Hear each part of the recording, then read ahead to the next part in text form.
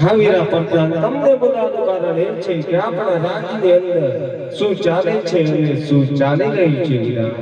આપણા રાજ્ય અંદર એક નાનકડું સરોવર છે, તેમાં વાઘ ને બકરી ભેળા પાણી પી રહ્યા છે, એટલું સુખ શાંતિ ચાલી રહી છે. હા વીરા પ્રધાન, ઘોડીલા તૈયાર કરો, બાગોની અંદર ફરવા જઈએ વીરા. ઘોડીલા તૈયાર